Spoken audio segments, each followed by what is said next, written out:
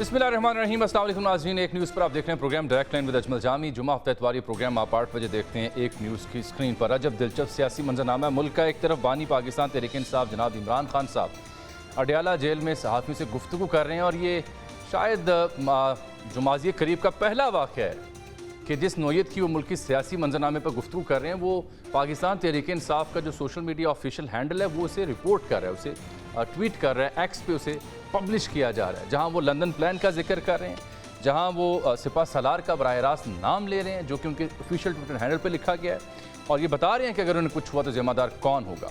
उसके साथ वो तोशा खाना का जिक्र करते हुए बता रहे हैं कि उसके पीछे प्लान क्या था। परवेज़ इलाही, शाह महमूद कुरैशी का जिक्र कर रहे हैं कि अगर आज वो प्रेस कॉन्फ्रेंस कर दें तो उनके केसेस ख़त्म हो जाएंगे। मशरक़ी पाकिस्तान का वो जिक्र कर रहे हैं, अपनी मकबूलियत का जिक्र कर रहे हैं और कह रहे हैं कि जी सबको पता है पाकिस्तान तहरीक इंसाफ कितनी मकबूल और तगड़ी पार्टी है।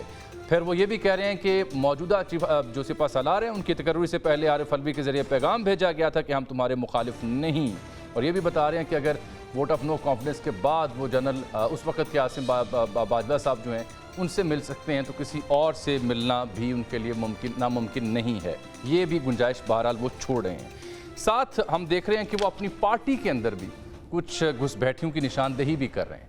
उनकी पार्टी की जो सियासी फ़िक्र थी वो अपनी जगह, लेकिन उनका आज का ये एलामिया, ये बयान, ये बड़ा वाज़ेह है और बड़ा खौफनाक है। इससे सियासी मंजरनामा मज़ीद पेचीदा होता दिखाई देता है। गो कि वो गुंजाइश बाकी छोड़ें, किसी के साथ भी वो मिल बैठ सकते हैं, लेकिन इन बयानात के साथ कैसे मिल बैठा जा सकता है, ये बड़ा अहम सवाल होगा। ये स्टेटमेंट्स मैंने इसलिए प्रोग्राम के आगाज़ में दी कि ये लम्हा फ़िक्रिया है सियासतदानों के लिए, हमारे फ़ैसला साजों के लिए कि सूरत हाल कहाँ आन पहुँची और क्या ऐसे बयानात के साथ हम आगे बढ़ सकते हैं। और इस स्टेटमेंट, ये बयान करने के बाद दूसरी अहम बात ये थी कि गैलो पाकिस्तान का सर्वे आया जिसमें कहा जा रहा है 73% कारोबारी जो इदारे हैं उन्होंने शहबाज शरीफ हुकूमत पर अदम एतमाद का इजहार किया है। ये बिज़नेस कॉन्फिडेंस इंडेक्स 2024 की पहली छमाही रिपोर्ट जारी की गई है और इसमें बताया गया है कि 73% जो कारोबारी अफराद हैं, इदारे हैं, उन्होंने अदम एतमाद का इजहार किया है। ये बड़ा अलमिया है कि हुकूमत बनी, इलेक्शन हुए, शहबाज साहब वज़ीर-ए-आज़म बने, लेकिन उसके बावजूद ये अदम एतमाद सामने आ रहा है। साथ हम देखते हैं कि मियाँ जावेद लतीफ़ साहब पाकिस्तान मुस्लिम लीग नून के इंतहाई सीनियर रहनुमा हैं, वो भी कुछ ऐसे हालात व वाक़यात का जिक्र बरमला कर रहे हैं जो पहले कभी ना सुने ना देखे। वो अपनी पार्टी की क़यादत के हवाले से बता रहे हैं कि उन्होंने क्या सोचा, क्या फ़ैसले किए, लेकिन किन हालात में हुकूमत ली। वो ये भी बता रहे हैं कि उनको कैसे हराया गया।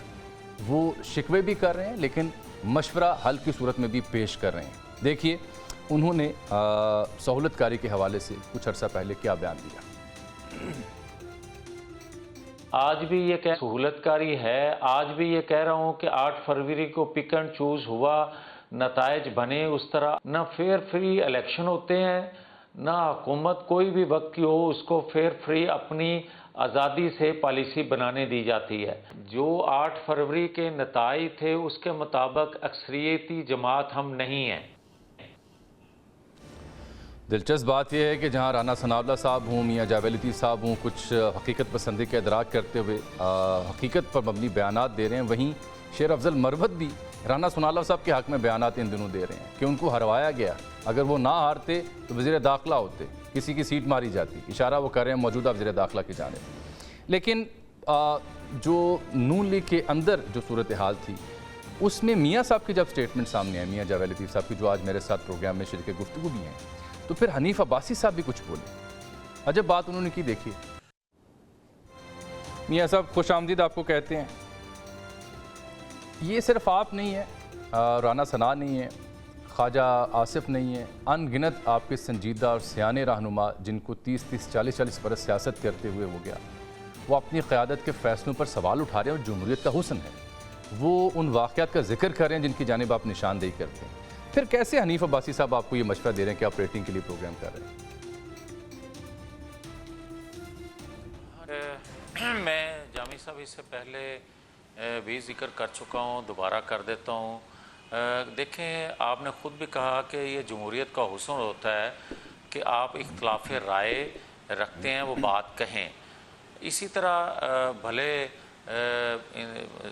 इंतहाई जूनियर हैं क्योंकि मुख्तलिफ जमातों से होते इस जमात में शामिल हुए जिनका आप जिक्र कर रहे हैं। तो मैंने पिछले दिनों कहा था कि हमारे पिंडी में अब मोस्ट सीनियर वहाँ अब सेनेटर मुंतखब भी हुए हैं, नासिर भट्ट साहब। अगर कोई उनको जमात की पॉलिसी नज़र नहीं आती तो वो बुला लेंगे हनीफ बासी साहब को और बैठ के उनको समझाएंगे कि क्या समझ उनको नहीं आ रही। जहाँ तक तल्लक है, देखें दो बातें आपने कही। देखें, एक तो हकीकत है कि आपने अफजल मरवत साहब को उसको ज़िक्र उनका किया। यही बात हम बहुत अरसे से कह रहे हैं कि बदकिस्मती है कि पाकिस्तान के अंदर कभी तो किसी जमात को निकाला जाता है और किसी को लाया जाता है। इस दफ़ा जमात एज़ जमात नहीं निकाली गई किसी को और किसी को एज़ जमात लाया नहीं गया, बल्कि पिक एंड चूज़ किया गया। मगर इससे बात आगे निकल गई है। जामी साहब, वो कैसे मियां साहब? वो 8 फरवरी को क्या हुआ, मैं वही अर्ज़ करने लगा हूँ। 8 फरवरी को क्या हुआ, 9-10 को क्या हो गया, 9-10 मई को क्या हो गया। कुछ लोग ये कहें कि 9-10 मई पे मट्टी डालो, आगे बढ़ें, रियासत माँ का दर्जा रखती है। फिर मुझे कोई ये बताए कि कल को कोई ये कहेगा कि 6 जजेस ने ख़त जो लिखा है मिट्टी डालो, आगे बढ़ें। अगर इसी तरह आप करते जाएंगे तो अगर जस्टिस शौकत सिद्दीकी पे नोटिस होता तो 6 जजेस को ख़त लिखना ना पड़ता। अगर साकब निसार किसी को सादक और मीन करार ना देते और दूसरे को सिसिलियन माफिया ना कहते तो शायद आज ये नौबत ना आती। मगर कहीं से तो भाई शुरू करना पड़ेगा। फैज़ाबाद धरने पे आपको याद होगा एक जजमेंट आई, रेफरेंस फाइल करवाने वाले कोई थे, करने वाले कोई थे। आज वही लोग जो हैं वो एक इंसाफ के अलंबरदार बनने की या 6 जजेस के ख़त के पीछे खड़े होकर बात कर रहे हैं। तो मैं तो ये कहूँगा और बार बार ये कह रहा हूँ कि आप ठीक है 70 साल पुरानी बात ना करें, 44 साल बाद जो इंसाफ मिला जुल्फ़िकार अली भुट्टो को ना बात करें आज उसकी। आप कम से कम 2 अदवार 10 साल का जो अदालती फ़ैसले हैं, जो अदालती दबाव में या ना दबाव में या जो गुड टू सी यू किसी के कहने पे, आप कह रहे हैं 2014-15 से लेके 2024 तक का कर लें और 2 इन अदवार में मुख्तलिफ जमातों की हुकूमतें रही हैं। इसलिए ये मैं बात कह रहा हूँ ताकि किसी को ये शिकवा ही ना रह जाए कि भाई मेरे दौर क्या तो आप इन्वेस्टिगेट कर रहे हो, दूसरे का कर ही नहीं रहे। दोनों चीज़ें सामने आ जानी चाहिए। तीसरा मैं ये बात करूँगा कि देखें, जब हमें सज़ाएं दी गई किसी ने उस वक्त ये बात नहीं कही थी और कोई ये कहने के लिए तैयार भी नहीं था, बल्कि हमारे तो बयान जो थे वो टीवी पे प्रिंट मीडिया पे कोई देने को तैयार नहीं होता था। ये आपको याद होगा, हमारा नाम लेना जुर्म था, बल्कि वो चैनल बंद कर दिए जाते थे। आज भाई वो सूरत हाल नहीं है। मगर आप देखें उस वक्त हमें गलत सज़ाएं हुई, उस वक्त भी हमारे खिलाफ ही मोबिलाइजेशन हुई, हमारे खिलाफ ही बातें की गई, प्रोपेगंडे किए गए। और जब 9 साल बाद या 5 साल बाद हमारे केसेस पे फैसले आए कि ये बेगुनाह हैं, तो फिर हमें ये कहा गया, ये माजी करीब की बात है, मैं बहुत दूर की बात नहीं करता, कि ये लाडले हैं भाई, ये देखें किस तरह इनके फैसले आ रहे हैं। तो भाई आज भी आप देखें कि इलेक्शन से पहले चंद दिन पहले किस तरह सजाएं हुई और आफ्टर इलेक्शन किस तरह थोड़े टाइम में अपीलें साहब ये जो इलेक्शन से पहले जो इमरान खान साहब को 3 सज़ाएं हुई, चाहे वो निकाह का केस हो, तोशा खाना का हो, उस पर राना साहब भी कह रहे हैं कि वो गलत सज़ाएं हुई थी और उसका फ़ायदा इमरान खान साहब को पहुंचा। आपको क्या लगता है, वाकई ये गलत सज़ाएं थी जो उन्हें दी गई अचानक? देखें, सज़ाएं गलत नहीं थी, तरीकाकार गलत था, टाइमिंग गलत थी। और क्या ज़रूरत थी कि आप 3 दिन में 3 सज़ाएं देना ज़रूरी था? मैं ये कहता हूँ कि एक पोर्शन जो है आज भी उसकी सहूलतकारी कर रहा है। इमरान मैं खान साहब आज भी ये कहता हूं, यस बिल्कुल, आप ये देखें कि सरकार का पैसा 15 से 20 लाख एक कैदी पे खर्च हो रहा है महाना। आप मुझे ये यार, और ये अभी जो फिगर आई है, ये मैं वो बात कर रहा हूं, इसके अलावा जो ड्यूटी जिनकी है उसके ऊपर उनकी तनख्वाहें का जिक्र मैं नहीं कर रहा। तो मेरी भाई बात सुनो कि अडयाला जेल में क्या और कैदी नहीं है? क्या उनके लिए ये सहूलत है? नहीं किसी के लिए। और आउट ऑफ टर्न आप जब अपीलें सुनेंगे तो फिर मैं ये कहने में हक बजानब नहीं कि आज भी वो किसी का लाडला है, फिर मैं ये कहने में हक बजानब नहीं जामी साहब कि भाई जब दबाव वो डालता है अदारों पे तो अदारे उसका दबाव लेते हैं। क्या ये हकीकत नहीं है? और क्या आज 9-10 मई के लोग, वो लोग जो रूपोश थे जिनके बारे में ये कहा जाता था कि इन्होंने ज़ेन साजी लोगों की, ये वो लोग हैं जो हमला करवाने में मरकज़ी रोल इन्होंने अदा किया, या उस वक्त जो बातें की जाती थी वो गलत थी, या आज जिस तरह उनकी बेलें होके वो पब्लिक में आ रहे हैं, या आज गलत है या आज सही है? तो फिर मैं ये क्यों ना बात करूं कि पाकिस्तान की हिस्ट्री में आज तक किसी ने 9-10 मई किया हो। और मैं एक और बात कहना चाहता हूं, अगर वो 9-10 मई का वाकया नहीं हुआ, जो आज के लोग या आज के वो अहबाब जो ये कहते हैं कि रियासत माँ की तरह होती है, रियासत को माफ कर देना चाहिए, रियासत को खुले दिल से अब ये उनको छुट्टी दे देनी चाहिए। अगर ये जो आपका जो बयान है, ये आपकी अंडरस्टैंडिंग है, दुरुस्त मैं मान लूँ, तो फिर मुझे ये सवाल पूछने दीजिए ना कि क्या इस सब के साथ, इस सब अंडरस्टैंडिंग के बावजूद, क्या आपकी जो क़यादत है, मियाँ नवाज शरीफ साहब का बिल्कुल जिक्र कर रहा हूँ, उनके साथ धोखा हुआ है या उनकी मजबूरी थी कि वो इस सब के बावजूद हुकूमत बनने देते और अपने भाई को कहते वज़ीर आज़म बन जाओ? दोनों चीज़ें हैं। कैसे? दोनों चीज़ें इस तरह कि देखें, नवाज शरीफ के साथ आज तक जो सलूक होता आया है, नवाज शरीफ ने अपनी 40-45 साल सियासी ज़िंदगी में कभी 9-10 मई किया हो नहीं, उसको माफ़ करना चाहिए। और अगर उसने हमेशा सर्व किया है मईशत के लिए, पाकिस्तान के इस्तेहकाम के लिए, पाकिस्तान के दिफाई इस्तेहकाम के लिए, पाकिस्तान के मुआशी इस्तेहकाम के लिए, और उसके बदले उसको क्या दिया गया है? रियासती अदारों की जानब से, बैठे हुए फैसला साजों की जानब से। मगर जिसने पाकिस्तान की ईंट से ईंट बजा दी और पाकिस्तान के लिए 4 सालों में एक दमड़ी का भी काम नहीं किया, उसको आज भी वो सहूलतें मैसर हैं। ये है सवाल पाकिस्तानी कौम का, ये है सवाल मेरा कि जब मैं कहता हूँ कि उसको सहूलतकारी मैसर है, भाई आप मुझे ये बताएं कि आप 6 जजेस का खत जो है उसका नोटिस लेते हैं, अगर मुझे इजाज़त दे मुकम्मल करने की बात, आप नोटिस लेते हैं, तो मेरी डिमांड, पाकिस्तानी कौम की डिमांड है ना ये भी कि आप उन 5 जजेस को भी नोटिस करें।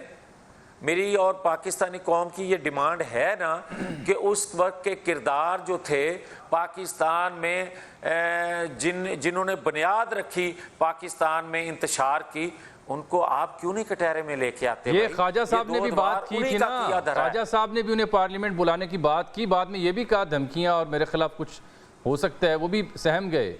आप अभी भी कह रहे हैं कि उनको बुलाया जाना चाहिए पार्लियामेंट में? देखें, ख्वाजा साहब तो डर गए थे भाई। जामी साहब, मैं तो एक अर्ज कर दूं, मैं बड़ा कमज़ोर आदमी हूं, मगर रियासत के लिए, रियासत के दिफा के लिए मैं अपनी जान दे सकता हूं।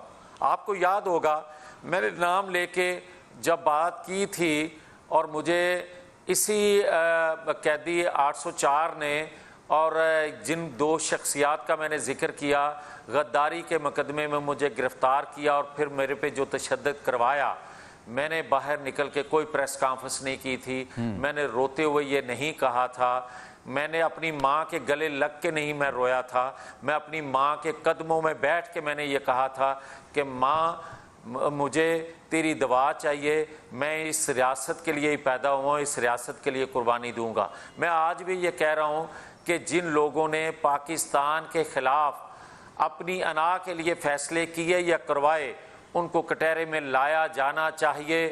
भले मैं एक दफ़ा तो क्या 1000 दफ़ा मुझे भी कोई कटहरे में खड़ा करे, मेरी शहादत की ज़रूरत हो, मैं वो भी देने के लिए तैयार हूँ। दयाल साहब से लेके साकिब निसार साहब तक सबको लाया जाए।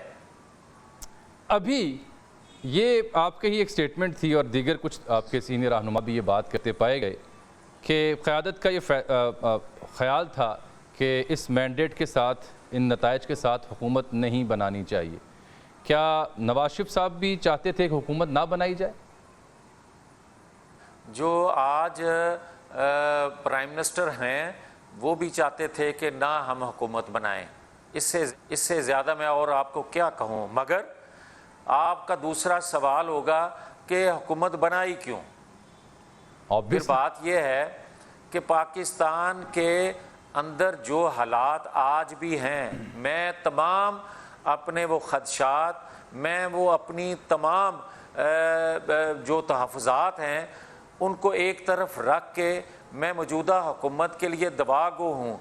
भले कोई हमारी जमात से कैबिनेट का हिस्सा है या बाहर से कोई हिस्सा है या लाया गया है या दिया गया है, मैं दुआगो हूँ कि उनके तजर्बे से, उनकी मेहनत से, इस गर्दाब से वो पाकिस्तान को निकालने में कामयाब हो जाए। अगर अल्लाह करे, मेरी भी दुआ है, मेरी भी ये दुआ है काम शरी के तौर पर। मगर जामी साहब मेरा जो तजर्बा है, जो मैं माहौल देख रहा हूँ, जो मैं इर्द गिर्द से चीज़ें सुन रहा हूँ, जो सहूलतकारी मैसर रोज़ बरोज़ बढ़ रही है अडयाला के हवाले से, जो फैसले देख रहा हूँ, जो दबाव देख रहा हूँ, वो पाकिस्तान के अंदर से है, पाकिस्तान के बाहर से है, उसको देखते हुए मेरे अंदेशे और बढ़ रहे हैं कि कुर्बानी भी रायगा ना चली जाए 18 माह की तरह। अच्छा, यानी आपको खदशा है कि ये हुकूमत शायद ना चल पाए? मैं जो कहना चाहता हूँ जामी साहब वो मैं कह चुका। मेरा फिर भी आप समेत सबकी दुआ है कि जब भले कोई भी बैठा हो, इस गर्दाब से पाकिस्तान को निकाल। बिल्कुल, ये तो हर शहरी की, हर सहाफ़ी की, हम पाकिस्तानी हैं, पाकिस्तान है तो हम हैं, हमारी भी दुआ है अल्लाह करे ये निज़ाम चले, डिलीवर करे, आवाम को सुख का सांस मिले। लेकिन मियाँ साहब, जो आपने पहले बात की कि कुछ चीज़ें, कुछ लोग आपको ला के दिए गए फिर हुकूमत बनी, अगर लोग भी ला के दिए गए हुकूमत बनाने के लिए, तो फिर ज़िम्मेदार आपकी सरकार कैसे होगी अगर नाकामी होती है तो? यार मेरी बात ये है कि मुझे अब इससे सरोकार नहीं है कि जो इंजन है वो मेरा है, जो स्टीयरिंग पे बैठा है वो मेरी जमात है। मेरा इंटरेस्ट अब ये है कि जैसे कि ये क्या हकीकत नहीं है कि मुझे मेजॉरिटी नहीं लेने दी गई, मेरी जमात को मेजॉरिटी नहीं लेने दी गई, क्या ये हकीकत नहीं है? और ये खुलेगी हकीकत आने वाले दिनों में कि किस तरह खैबर पख्तूनख्वा की हुकूमत बनाना ज़रूरी था, आज की जो बनाई गई है, किस तरह पिक एंड चूज हुआ है, किस तरह सिंध में जिस पार्टी की हुकूमत बनाना थी और किस किस वक्त कौन कौन दौरान इलेक्शन भी गुफ्तगू किया करता था, वो फैसल वाडा हों और किन पे किया करता था नाम लेके, क्या नवाज शरीफ का नाम लेके, किस किस जमात से कौन कौन जो ऐसी इल्ज़ाम तराशियाँ और नाकाबिले बर्दाश्त अल्फाज इस्तेमाल किया करते थे, क्यों हदफ था नवाज शरीफ उनके लिए, और किस तरह फिर आफ्टर इलेक्शन उनको नवाजा जा रहा है या नवाजा गया, ये सबके सामने है। और आने वाला वक्त बताएगा कि जो हम कहते रहे वो सच था। मियां साहब, कहीं ऐसी सोच तो आपके यहाँ या नून लीग के यहाँ नहीं पाई जा रही कि जिन हालात का आप जिक्र करें उसके बाद जैसे हुकूमत बनी, जैसे बंदे ला के दिए गए, तो उसके बाद वो वक्त भी शायद दूर ना हो जब मियां नवाज शरीफ साहब खुद कह उठें कि जनाब फिर वज़ीर-ए-आज़म भी अपना ला लो? देखें, बात यह है कि मैं फिर ये कह दूं कि मुस्लिम लीग क़यादत से लेके वर्कर तक और जो प्राइम मिनिस्टर हैं उन समेत सबका ये ख्याल था कि क्योंकि हमें अक्सरियत नहीं दी गई, नहीं लेने दी गई, माहौल ऐसा बना दिया गया, हालात ऐसे बना दिए गए और सहूलतकारी इस तरह दूसरे फ्रीक की गई, जिस तरह मैंने सूबों की हुकूमतों का भी जिक्र कर दिया और जिस तरह मैंने मुख्तलिफ शख्सियात का भी जिक्र किया कि उनकी गुफ्तगू आप दौरान इलेक्शन सुन लें। कई तो जमातों की लीडरशिप करती थी, कई शख्सियात से करवाई जाती थी ताकि नवाज शरीफ के बयानिए को, ताकि नवाज शरीफ की शख्सियत को डैमेज किया जाए, क्योंकि नवाज शरीफ ही मुस्लिम लीग है और नवाज शरीफ को ही वोट पड़ता है, वो मेरा वोट हो, शहबाज शरीफ का वोट हो, सबको नवाज शरीफ का वोट मिलता है। तो उस शख्सियत को टारगेट किया गया था। तो लिहाजा मैं ये कहूँगा कि जो हुकूमत बन गई है, मैं ये कहना चाहता हूँ कि इस निज़ाम को, इस पाकिस्तान को इन मालियाती अदारों से डील के लिए जो हमने फिर अपनी गर्दन पेश की है, खुदा करे हमारी कुर्बानी रायगा ना जाए। मगर जब ये कुर्बानी भी कोई कुर्बान गाह पे हमें खड़ा करके भी शुकूक शुबहात हमारे लिए पैदा करेगा या इस तरह की बातें करेगा और नतीजा नहीं हासिल करने देगा, तो फिर मेरे भाई हम क्यों नहीं बात करेंगे नाम लेके। हाँ, बड़ी अहम बात आपने कर दी। नाम शायद जल्द आप लेना शुरू कर दें, जैसे बाकी सियासतदान भी अब ले रहे हैं। मियां साहब, बहुत शुक्रिया आपके कीमती वक्त का। माजी का जिक्र कर रहे थे, उन हालात का जिक्र कर रहे थे जिन हालात में सरकार उन्होंने बनाई, कुछ इशारों के नामों में अपनी लीडरशिप के साथ जो हुआ उसका जिक्र कर रहे थे। ये उनका बयानिया जो हमने नशर किया प्रोग्राम डायरेक्ट लाइन में। एक ब्रेक है, ब्रेक के बाद वापस आते हैं तो सारी सूरत हाल पर दीगर मेहमानों से भी हम बात करेंगे।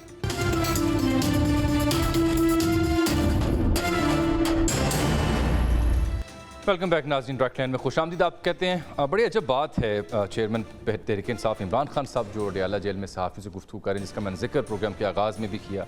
क्या वो गुफ्तगू पाकिस्तान तहरीक इंसाफ के जो रहनुमा इलेक्टेड हैं वो भी उसका दिफा कर सकते हैं? और क्या ये मुनासिब रवैया है कि इस किस्म की गुफ्तगू के साथ आप मिल बैठने को भी तैयारी का इंदिया दें? ये अजब सियासत है जिसकी मुझे तो समझ नहीं आ रही बहसीत पाकिस्तानी कि इसमें से मुफाहमत कहाँ से निकली। इसमें तो मुज़ाहमत का पैगाम हमें देखने को मिल रहा है कि ऐसे क़यादत को आप निशाना बना रहे हैं। और दूसरी जानिब पाकिस्तान तहरीक इंसाफ का अपना जो सूरत हाल है, मंजरनामा उनकी सियासत का, वहाँ हम देख रहे हैं पॉलिटिकल कमेटी बनती है, कोर कमेटी बनती है, फोकल पर्सन चेंज हो रहे हैं, PTI में शुकूक शुबात एक दूसरे के ऊपर जो कि खुल के अब सामने आ रहे हैं, और जो वफादारी हैं मुख्तलिफ रहनुमाओं की उनके ऊपर ख़ुद खान साहब बोल रहे हैं कि मुझे पता है मेरी पार्टी में कुछ लोग घुसे हुए हैं जो पार्टी को नुकसान पहुँचा रहे हैं। इसके अलावा फवाद चौधरी साहब का जिक्र हो रहा है, अली ज़ैदी साहब का जिक्र हो रहा है। तो ये इस तरह से कैसे मुज़ाहमती बयानिया चलेगा? इस तरह से तो मुल्क में मज़ीद सियासी अदम इस्तेहकाम आएगा। देखिए ज़रा ये कह रहे थे शेर अफजल मरवत। सनाउल्लाह साहब का एक इंटरव्यू मुझे पसंद आया है। उन्होंने कहा जी कि मोहसिन नकवी साहब की मेहरबानी है कि वो वज़ीर आज़म नहीं बन बैठे हैं, वजारत दाखिला पे ही इक्तफा किया तो सारी गेम मुझे समझ आ गई। और राना सनाउल्लाह जो है मोहसिन नकवी के डसे हुए हैं। राना सनाउल्लाह पास हो जाता था तो मोहसिन नकवी की वजारत दाखिला को खतरा था। अब ये शेर अफजल मरवत साहब भी यानी राना साहब के हक़ में बयान दे रहे हैं। ये अजब बात है कि राना साहब हूँ या मियाँ जावेद लतीफ़ साहब हूँ, वो जो गुफ्तगू कर रहे हैं शेर अफजल मरवत उसी की तस्दीक कर रहे हैं कि हाँ इनको हरवाया गया है। तो ये उनके हक़ में शहादत है, नून लीग के हक़ में। फिर आप देखें शहरियार अफरीदी साहब भी मंजर आम पर आए, वो क्या बात कर रहे हैं ज़रा देखने से ताल्लुक़ रखती है। आस्तीन के साहब हैं, कुछ मुनाफिक अंदर बैठे हैं। इमरान खान साहब भी अडयाला में जो सहाफ़ी से गुफ्तगू कर रहे हैं, जानिब इशारा कर रहे हैं। नए जो पार्टी नोटिफिकेशंस आ रहे हैं उसमें जो क़यादत सामने आ रही है वो सियासी ज़्यादा वकला पे मबनी कम है। शौकत यूसुफ सईद साहब से आज बड़े तवील अरसे बाद मौका मुझे मिलेगा। साथ हमें ज्वाइन कर रखा है नून लीग के रहनुमा अब्बास आफरीदी साहब ने। शौकत यूसुफ सईद, बहुत शुक्रिया, आपने बड़े अरसे बाद वक्त दिया प्रोग्राम के लिए। ये किस किस्म के शुकूक व शुबात और किन वफादारियों पर शक कर रहे हैं खान साहब या शहरियार आफरीदी साहब? देखिए, खान साहब इस वक्त जेल में हैं, डेफिनेटली उनको कहीं से इत्तला मिली होगी, कहा होगा कि जी आपकी पार्टी को यानी जिस कुर्बानियों की वजह से वो पार्टी नहीं टूट सकी, तो जाहिर है साजिशों से तो बहुत ज़्यादा नुकसान पहुंच सकता है, तो उन्होंने उस खदशात का इजहार ज़रूर किया होगा। लेकिन डेफिनेटली पार्टी है, कोर कमेटी मौजूद है, वो इस पर बैठेगी, गौर करेगी, और जिस तरह शहरियार अफरीदी साहब ने जिस तरफ इशारा किया है, तो वो देखिए उनके तहफ़्फ़ुज़ात ज़रूर होंगे, उनकी कुर्बानियाँ हैं, उनकी फैमिली की कुर्बानियाँ हैं। तो अगर कहीं से इस तरह के फैसले हुए हैं या हो रहे हैं जिससे उनको यानी कि उनके तहफ़्फ़ुज़ात हैं, तो उनके तहफ़्फ़ुज़ात में दूर करेंगे इंशाल्लाह। पार्टी जो है वो वर्करों की पार्टी है और जमहूरी पार्टी है, इसलिए कहीं से भी कोई आवाज़ आ जाती है तो उसका ये हरगिज़ मतलब नहीं है कि पार्टी के अंदर कोई दरार है, कोई नहीं। मैं दरार की जानिब तो बात नहीं कर रहा। ऑब्वियसली जिस तरह से आपने कंटेस्ट किया, जो मैंडेट आपको अवाम ने दिया, वो अपनी जगह नज़र आ रहा है। मैं तो आपसे वैसे सहाफ़ी ये पूछ रहा हूँ कि ये आस्तीन के सांप वाकई पार्टी में हैं, मौजूद हैं, जिसकी जानिब खान साहब इशारा कर रहे हैं या शहरियार अफरीदी साहब इशारा कर रहे हैं? आपने भी तो बड़ी करीब से इस पार्टी को कर्से से देख रखा है। देखिए जी, बिल्कुल 96 से हूँ इस पार्टी के साथ हूँ, और क्योंकि इतना मुश्किल वक्त कभी आया नहीं था, पहली दफ़ा इतना मुश्किल वक्त आया, और उस मुश्किल वक्त में बहुत सारे लोग पास भी हुए, बहुत सारे लोगों ने पार्टी छोड़ के चले गए, वापस आने की भी कोशिश कर रहे हैं। तो देखिए एक पार्टी पॉलिसी होगी, अब इसको देखेंगे। खान साहब के पास जो इतलात मिली है वो कहा, अगर एकदम पता होता कि जी फलां बंदा कर रहा है तो फिर तो नाम ही ले लेता, शहरियार भी ले लेता और खान साहब भी ले लेके। हमें पता नहीं चल रहा है कि हमारे अंदर है, वाकई है, या वैसे ही एक वो हुआ है, बात छोड़ी गई है। तो इसका जरूर इन्वेस्टिगेशन होगी, जरूर पार्टी में। आप देखें ना, आप उन चंद एक सियासतदानों में से हैं जो बाकायदा सहाफत से भी थे और सियासत भी उन्होंने की है, तो आपकी जो सेंस है, ये अंडरस्टैंडिंग वो बाकी से डिफरेंट होगी। मैं तो आपसे ये जानना चाह रहा हूँ कि जो सेंस या जो बू खान साहब को आई या शहरियार अफरीदी को आई, क्या आपको भी महसूस हुआ कभी हल्का फुल्का कि गड़बड़ है कहीं? नहीं जी, देखें इस तरह नहीं होता है। अच्छा चले, आप सियासी बयान दे रहे हैं, आपकी लीडरशिप इकरार कर रही है, आप फिर भी अभी तक होम्योपैथ स्टेटमेंट दे रहे हैं। मेरी बात सुनिए, ये पार्टी ऐसी पार्टी है कि ये टाइम टेस्टेड पार्टी बन गई है, और जितनी मुश्किलात से गुजरी है इसके बावजूद ये खड़ी है, आवाम इसके साथ खड़े हैं। तो डेफिनेटली जब आप जबरदस्ती या आपको तशद्दुद और इससे अगर पार्टी नहीं टूटी, तो फिर बीच में कि अपने बंदे घुसा के भी इस तरह की साजिशें माजी में होती रही है। बहुत सारी चीजों में हमें पता है किन किन की बातचीतें खत्म हुई। तो ये तो एक खदशात का इजहार हुआ है, अब देखना पड़ेगा हमें डायरेक्टली इस तरह किसी पे शक नहीं है कि जी अगर बंद होता तो आपको पता है खान साहब ब्रेक नहीं लगाते, वो बता ठीक है। चले मेरे साथ हैं जनाब अब्बास अफरीदी साहब भी जुड़े हैं, उनसे भी हम बात करते हैं। अब्बास साहब, वो पार्टी के अंदर जो भी हो रहा है वो तो उनका ऑब्वियसली इंटरनल इशू है, लेकिन खान साहब तो आज खुल के आला क़यादत को निशाना बना रहे हैं, साथ मिल बैठने के लिए भी तैयार नज़र आ रहे हैं। लेकिन जिस किस्म की गुफ्तगू उनसे मनसूब PTI सोशल मीडिया हैंडल पे मैंने देखी, बड़ी अजीब है। इस तरह की मुज़ाहमाना अप्रोच के बाद मुफाहमत हो सकती है? साथ आप ईद के बाद ग्रैंड लाइन्स की सूरत में एक एहतजाजी तहरीक भी बर्पा करने जा रही है PTI। मुफाहमत तो हो चुकी है। ये बयानात तो जब से इमरान खान साहब सियासत में आए, जब वो इक़्तिदार में नहीं थे, KPK में 10 साल, तो उनके यही बयानात थे। जब प्राइम मिनिस्टर बने तब भी उनके यही बयानात थे। जब अभी जेल में तब भी वही बयानात है। अगर आपस में इत्तेहाद ना होता पुराने सिस्टम के साथ, तो कोर कमांडर हाउस में पूरी कैबिनेट वहाँ पिकनिक क्यों मना रही थी, वहाँ क्यों गई थी? उसके बाद सिंध गवर्नमेंट में क्यों उन्होंने सेनेट इलेक्शन का बाइकआउट किया और KPK में बाइकआउट क्यों नहीं कर रहे? सिंध में अपने मेंबरों को और अपने मेंबरों को क्यों विड्रॉ किया? तो सारा साफ नजर आ रहा है कि एस्टेब्लिशमेंट के कहने पे ही किया। मकसद ये है कि इस मुल्क में इस वक्त जो चल रहा है, जो सिटिंग गवर्नमेंट भी है, जो नून लीग की गवर्नमेंट है, हमने कहा था कि PTI को जब अक्सरियत दे दी गई है, चाहिए कि वो गवर्नमेंट बना लेते। अगर 16 महीने की जो गवर्नमेंट थी, जो बाजवा साहब की एक्सटेंशन से और मुख्तलिफ इख्तिलाफात से और आने वाली आर्मी चीफ की अपॉइंटमेंट के बाद भी शुरू हुई, और उसके बाद जलसूस, और फिर उसके बाद इस मुल्क को कयास में डाला गया, नहीं डालना चाहिए था। उसमें भी हमारी पार्टी में हमारी इख्तिलाफ राय थी कि वो 16 महीने की भी गवर्नमेंट नहीं लेनी चाहिए थी। अब की भी हम इख्तिलाफ राय रखते थे कि अभी भी गवर्नमेंट नहीं लेना चाहिए। हम अपनी पार्टी में सच बोल सकते हैं, हम अपनी पार्टी में इख्तिलाफ राय भी रख सकते हैं। हमने कहा अगर पाकिस्तान को चलाना है तो इमरान खान साहब को गवर्नमेंट दे दें। क्यों दे दें कि हाँ ये मुल्क एक तरफ एक फैसला हो जाए कि वो उसमें डिलीवर कर सकते हैं कि नहीं कर सकते, वरना फिर डरने। अभी जिस नेच पे हम पहुंच चुके हैं, एक तरफ कोर कमांडर हाउस में जाके पिकनिक मनाया जाता है, दूसरी तरफ सिंध में सेनेट से बाइकआउट किया जाता है, ये कौन सा, दूसरी तरफ सोशल मीडिया पे इख्तिलाफ दिखाया जाता है मुल्क के खिलाफ कि मुल्क को नहीं चलने देंगे। तो ये दोहराई, ये मुनाफिकत है। और तीसरी जो सबसे खतरनाक बात है, बदकिस्मती से जो मैं बोलना भी नहीं चाहता, जो अल्फाज मेरी मुंह पे भी नहीं आ सकते, कि एक शख्स लीडर बनता है खैबर पख्तूनख्वा में बहुत बड़ा, जिसका नाम मरवत साहब, जो एक लफ्ज इस्तेमाल करते हैं वड़ गया, जो एक गाली है, जो गाली से लीडर बनता है पाकिस्तान में। दूसरा, इमरान खान साहब खुद अपने अल्फाज में कहते हैं कि मैं प्ले बॉय रह चुका था, वो भी लीडर बनते हैं पाकिस्तान के पॉपुलर लीडर। तो इसका मतलब है कि हमारा माशरा जो है वो इस वक्त इतना नीचे चला गया है, इतनी सोच नीचे चली गई है। ये इख्तिदार पीटीआई को दे देना चाहिए था, जिस तरह 10 साल की पीके की गवर्नमेंट दी गई और वहां कुछ डिलीवर नहीं। इस तरह सेंटर भी 5 साल पूरे कर देने चाहिए थे कि उसके बाद इलेक्शन होता और पता चलता। एक चीज मैं मानता हूं इमरान खान साहब की सियासत की, कि उन्होंने एंटी इस्टेब्लिशमेंट का नारा, एंटी अमेरिका, एंटी इंडिया और मजहबी कार्ड, ये सारे इकट्ठे ऐसे खेले कि पाकिस्तानी कौम को बिल्कुल पैलराइज कर दिया, नौजवान को, औरतों को, और साथ में रोने धोने का। आप उनको दाद तो दे रहे हैं ना, आप उनकी तारीफ तो कर रहे हैं ना। बहरहाल बिल्कुल मैं दाद दे रहा हूं, बिल्कुल मैं तारीफ कर रहा हूं, और ये तारीफ के लायक भी हैं कि पूरे कौम को एक अलग डेज पे लगा दिया। महंगाई गई, महंगाई लोग भूल गए, लोड शेडिंग भूल गए, गैस की प्राइसेस भूल गए, सारी चीज, बेरोजगारी भूल गए और एक नए नैरेटिव की तरफ लग गए।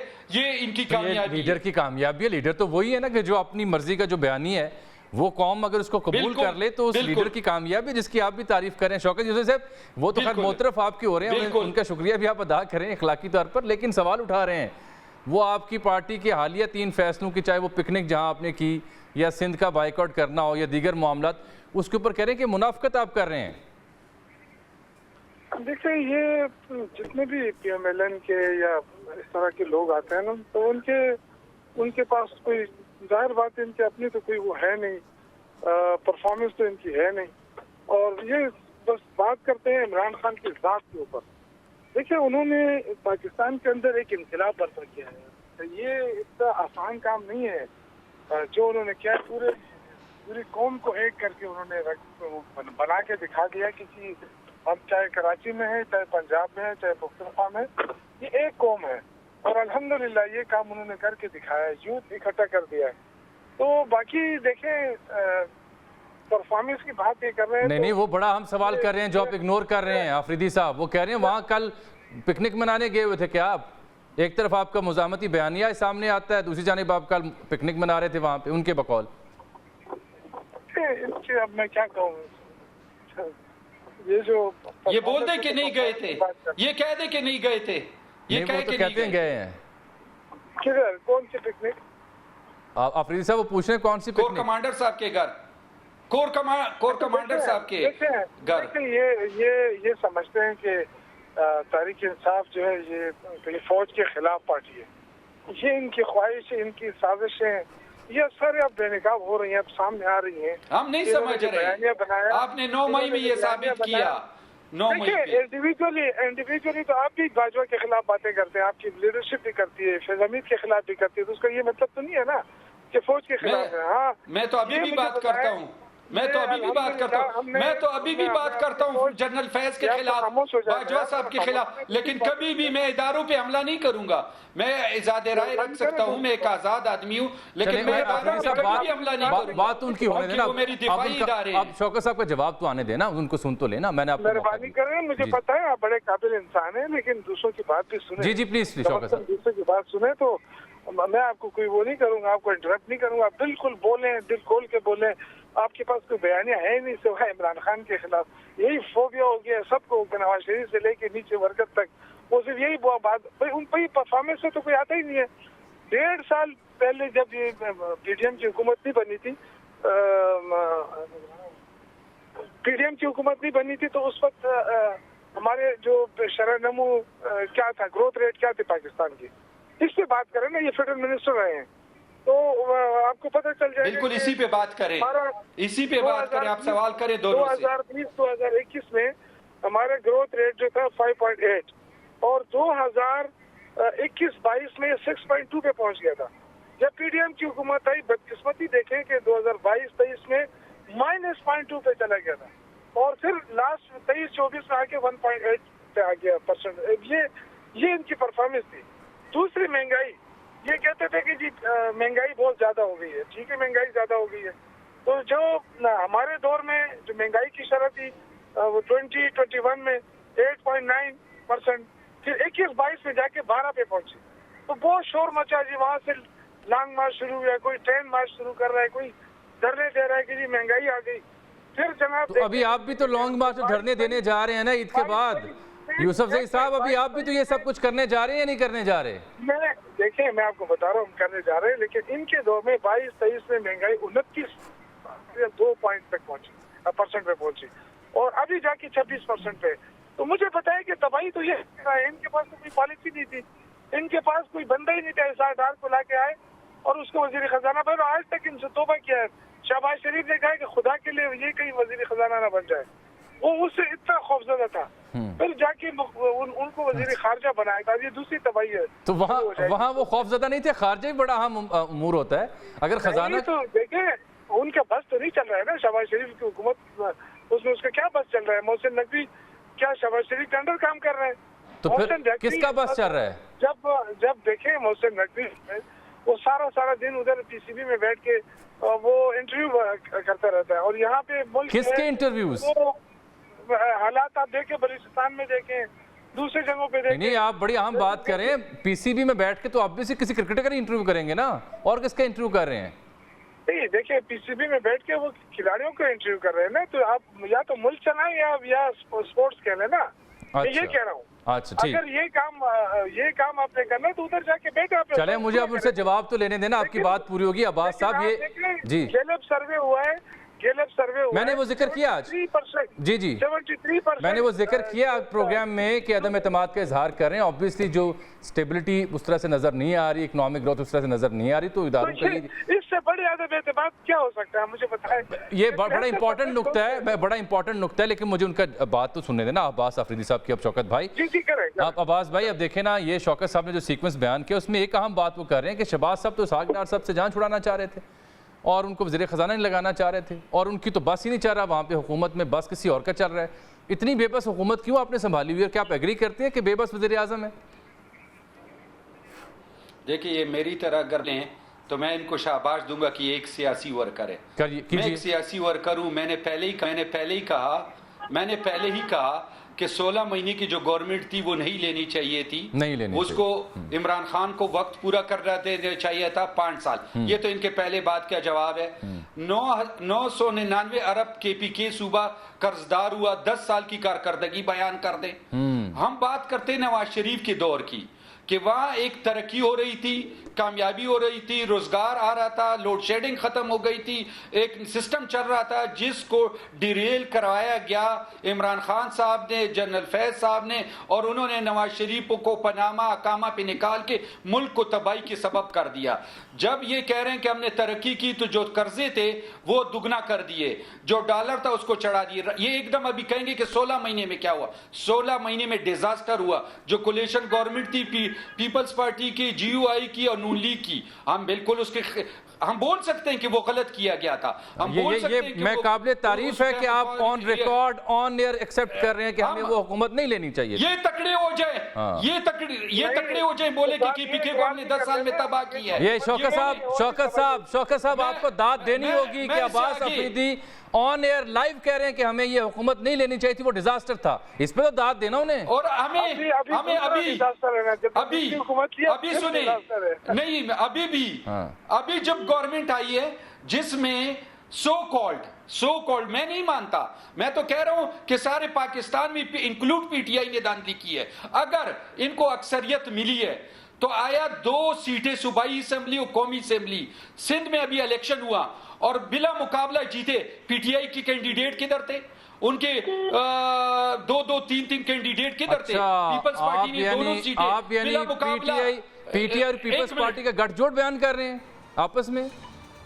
मैं आपको बता रहा हूं, मैं आपको कह रहा हूं किस जगह में बगैर मुकाबले के पूरे इलेक्शन में कोई सीटें नहीं जीती, लेकिन पीपल्स पार्टी ने सूबाई और कौमी असेंबली की सिंध में बिला मुकाबला जीते।